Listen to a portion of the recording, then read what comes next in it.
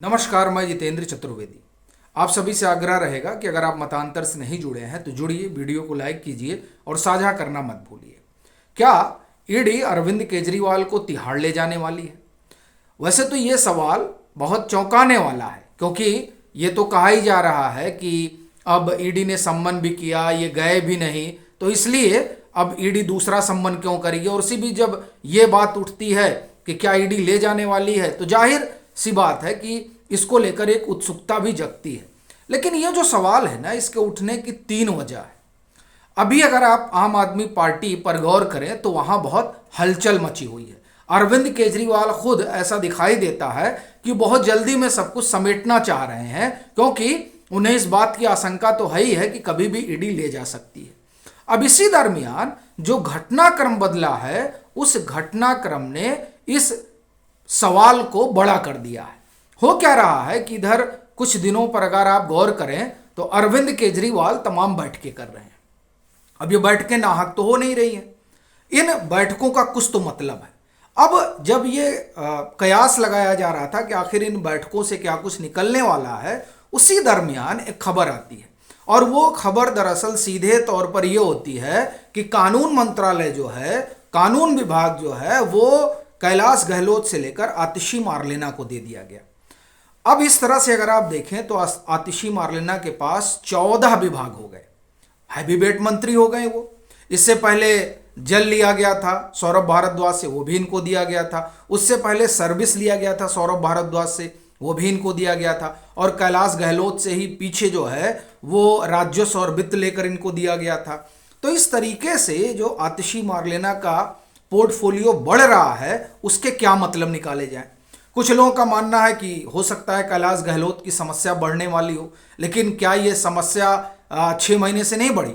यानी ये माना जा रहा था कि परिवहन वाले मसले में जो तमाम चीजें निकल कर आई हैं, उसमें हो सकता है कि कैलाश गहलोत को ईडी सीबीआई ले जाए। और फिर जो ये न्यू एक्साइज पॉलिसी है, इसमें जो घपला घोटाला हुआ, उसमें भी जो ग्रुप ऑफ मिनिस्टर्स हैं उसमें कैलाश गहलोत शामिल थे। और कैलाश गहलोत को जो सरकारी मकान आवंटित था उसी में विजय नायर रहते थे। तो एक ये भी बात थी कि हो सकता है कि इस शराब घोटाले वाले मसले में भी कैलाश गहलोत से ईडी या सीबीआई पूछताछ करे, लेकिन अभी तक तो वो हुआ नहीं। और दूसरी तरफ आप देखिए कि अरविंद केजरीवाल पर लगातार शिकंजा कसता जा रहा है। तो ये जो शिकंजा कसता जा रहा है, ऐसी स्थिति में क्या आतिशी मारलेना को ही ये सौंपने का इरादा बना रहे हैं, यानी जब जेल जाए। वैसे तो मैं भी केजरीवाल हस्ताक्षर अभियान चल रहा है और ऐसा मालूम पड़ता है कि उस हस्ताक्षर अभियान की हवा निकल गई है।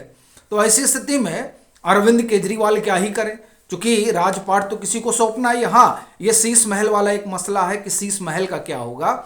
और दरअसल यही सवाल जो है वो कौतूहल भी पैदा कर रहा है कि जिस शीश महल के लिए अरविंद केजरीवाल ने बतौर मुख्यमंत्री इतना सारा आरोप झेला, तो क्या उस शीश महल को वो यूं ही हाथ से जाने देंगे। चूंकि अगर आतिशी मारलेना के पास आप एक तरह से कहें कि कमान होती है, तब तो शीश महल छोड़ना पड़ेगा। ये एक सवाल है।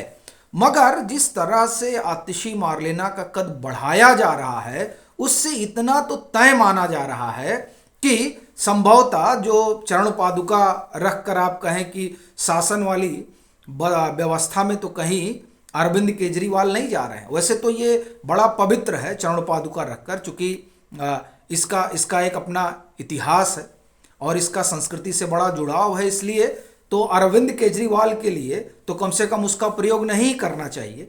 वो इसलिए भी क्योंकि अरविंद केजरीवाल तो जो इनके ऊपर शिकंजा कसा जा रहा है वो तो मामला घपले घोटाले का है, बड़ा गंभीर आरोप लगा है। लेकिन अगर हम उसको एक तरफ रखें तो आप ये देखिए कि ये जो पोजीशनिंग चल रही है आम आदमी पार्टी के भीतर, वो साफ संकेत दे रही है कि अरविंद केजरीवाल पर ईडी का शिकंजा कस रहा है। इसीलिए वो सब कुछ समेटने में जुटे हुए हैं।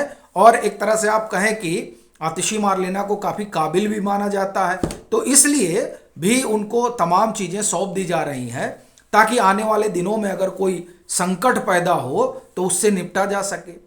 तो इसलिए ऐसा लग रहा है कि अरविंद केजरीवाल की जो उल्टी गिनती बहुत दिन से चल रही थी, उसका समय पूरा होने को आया है। दूसरा, जो संजय सिंह वाला मामला है, उस मामले में, वही दिल्ली का शराब घोटाला, उस मामले में संजय सिंह की समस्या जो है वो कम होती नजर नहीं आ रही है।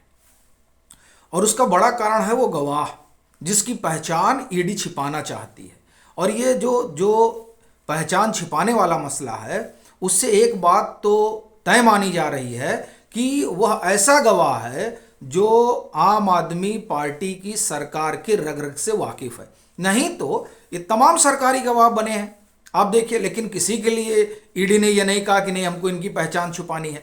अब ये जो गवाह है, जिस जो आरोप पत्र दाखिल हुआ है और जिस आरोप पत्र में वो सील बंद लिफाफे में है, और ईडी ये चाहती है कि उसका नाम सामने ना आए और उसका छद्म नाम का प्रयोग हो, तो ये जो तमाम कवायद चल रही है, उससे एक बात तो स्पष्ट है कि वो जो शख्स है वो बड़ा महत्वपूर्ण है।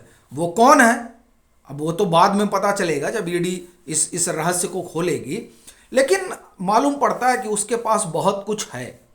एक दूसरा, आप देखिए कि कैलाश गहलोत के घर पर विजय नायर रहते थे, और विजय नायर का इन सब से जो है, आप ये कहें कि एक संबंध रहा है। अच्छा, इस बात से ना संजय सिंह इनकार कर सकते हैं और ना अरविंद केजरीवाल इनकार कर सकते हैं कि संबंध रहा है। दूसरी चीज क्या हो रही है कि संजय सिंह वाले मसले में जिस तरह से इनके सहयोगियों की भूमिका देखी जा रही है, वो भूमिका भी संजय सिंह के लिए कोई राहत की खबर नहीं है। वैसे तो भी इनके मामले में संभवतः 9 तारीख को सुनवाई होगी और फिर कुछ कोर्ट बताएगा, लेकिन जो तमाम चीजें ईडी ने रखी हैं वो दरअसल संजय सिंह के लिए बहुत ठीक संकेत नहीं है। तो अब अगर संजय सिंह पर शिकंजा कस रहा है, और संजय सिंह ने, हमने पहले भी बात की कि वो पल्ला झाड़ी रहे एक तरीके से, जब वो कह रहे हैं कि कोई मनी ट्रेल नहीं है, तो कोई मनी ट्रेल नहीं है तो ठीक है, लेकिन सवाल ये है कि फिर वो जो पैसा लिया गया वो गया कहाँ, किसके पास गया। और आपको अगर ध्यान हो तो ईडी ने तो इनसे पूछा ही था कि ये जो पैसे गए हैं वो पैसे पार्टी फंड में गए कि आपने रखे।